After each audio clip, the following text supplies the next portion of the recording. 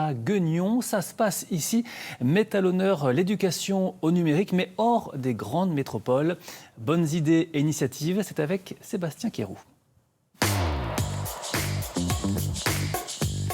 Bonsoir à tous et bienvenue ici à Guignon, où depuis plusieurs années maintenant, l'association Syntaxe-Erreur se bouge pour sensibiliser aux nouvelles technologies et au monde numérique en milieu rural.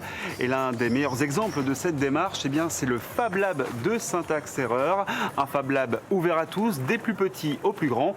Et d'ailleurs, aujourd'hui, ce sont des enfants qui sont en plein travail. Ça se passe juste ici. Bonsoir Stéphanie Laforêt. Bonsoir. Vous êtes la responsable du Fab Lab de Syntaxe-Erreur. Très concrètement, qu'est-ce qu'on y fait ici ? Alors ici, on fait des expérimentations, on teste des choses à l'aide d'outils numériques, plus spécifiquement des imprimantes 3D, des graveuses laser ou encore de la brodeuse numérique. Et donc c'est ouvert à tous les publics ? C'est ouvert à tous les publics.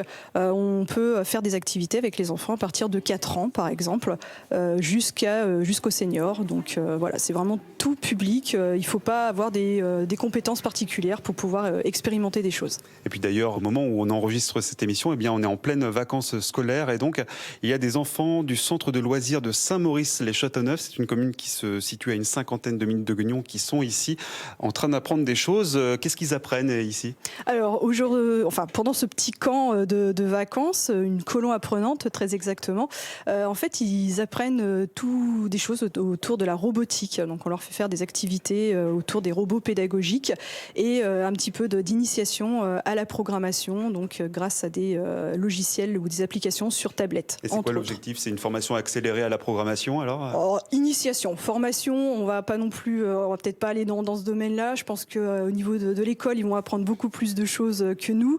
Nous, on leur fait faire de l'initiation, donc c'est un petit peu une découverte pour certains, même si quelques-uns d'entre eux sont déjà en collège et ils ont déjà un petit peu utilisé de logiciels de programmation. Mais voilà, pour les autres, on leur fait découvrir pour qu'ils se rendent un petit peu compte que la programmation, finalement, on la trouve dans beaucoup de choses. Et comment vous procédez pour les initier efficacement Alors nous, on est parti du principe qu'on ne voulait pas faire de l'école, parce qu'ils ont déjà toute l'année, donc ils sont en vacances, donc on leur fait faire de façon un petit peu ludique. Donc c'est sous forme de petits jeux, donc des cartes, des petits défis à réaliser. C'est très ludique, c'est dans la bonne ambiance, c'est bon enfant. Et on va justement aller maintenant à la rencontre de ces mini-stagiaires en programmation. Bonsoir Evan. Bonsoir. Tu as quel âge ? J'ai 11 ans. Et tu peux nous raconter ce que tu es en train de faire là ? Eh bien, je suis en train de programmer des personnages pour qu'ils défilent dans un décor pour que ça fasse une petite histoire. Et c'est facile alors ? Quand on connaît, oui, mais quand on connaît pas, c'est un peu compliqué pour certains boutons. Et toi, tu connaissais Oui. avant de venir ici ? Oui. Qu'est-ce qui te plaît là-dedans en fait ? J'aime bien créer des histoires et c'est parfois très technique parce que des fois on veut faire des trucs mais on peut pas y arriver. Il faut faire beaucoup de boutons, par exemple celui-là. J'ai mis beaucoup de boutons. D'accord. Faut beaucoup réfléchir ? Oui. Faut être très concentré ? Oui. Alors merci beaucoup Evan, on va te laisser continuer à travailler autour de ta tablette et on va rejoindre à côté de toi un animateur du centre de loisirs, Cyril Monceau, bonsoir. Bonsoir. C'est important d'avoir ce type de Fab Lab, d'association à proximité. Oui, c'est super important parce que déjà c'est des personnes qui sont compétentes, que nous on ne maîtrise pas forcément toutes les technologies qui peuvent nous apporter. Et de même c'est pareil, c'est du matériel qui est assez onéreux et en tant que petite association, on n'a pas forcément les moyens d'investir, nous, dans du matériel comme le Fab Lab possède. Quoi. Et ça change des activités aussi que vous pouvez leur proposer par ailleurs dans un centre de loisirs. Oui, en fait. Tout à fait. Ouais. Comme je vous disais, comme on n'a pas le matériel, nous, on ne peut pas le proposer, alors que là, voilà, il y a tout. Et vous, en tant qu'animateur, vous apprenez des choses aussi, même à votre âge ? Oui. Moi, je connaissais pas du tout ce logiciel, d'ailleurs, Scratch, donc j'apprends en même temps. Bien. Bon, écoutez, merci beaucoup. On va rejoindre maintenant Stéphanie Laforêt à nouveau pour terminer cette émission. Il en existe beaucoup, des ateliers comme celui-ci tout au long de l'année.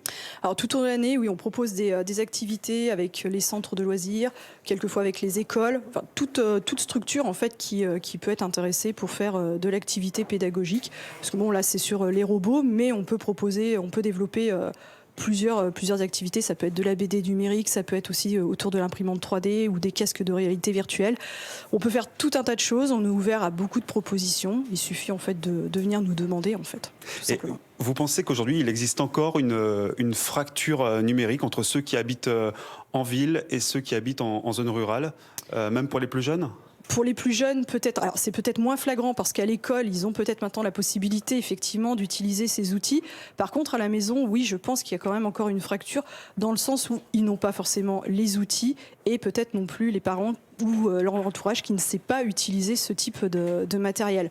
Donc le fait d'utiliser ces outils dans des structures telles que la nôtre, je pense que c'est une bonne idée parce que ils les découvrent peut-être pas de la même façon aussi qu'à l'école et ils peuvent se rendre compte que ça peut être aussi du loisir. Il y a encore un espoir de réduire cette fracture numérique ? Oui, parce qu'en fait, par exemple, le logiciel que l'on utilise, Scratch ici, c'est une application qui est gratuite, donc ils peuvent la télécharger très facilement sur une tablette ou sur un téléphone et l'utiliser quand ils le souhaitent chez eux, par exemple. En tout cas, cette fracture numérique, elle concerne surtout les seniors qui sont de plus en plus nombreux sur le territoire de Gueugnon. On verra très prochainement que vous faites beaucoup pour eux, pour les initier notamment à l'utilisation de la tablette, je crois. On le verra à l'occasion d'une prochaine émission. En attendant, c'est la suite de votre journal. Excellente soirée.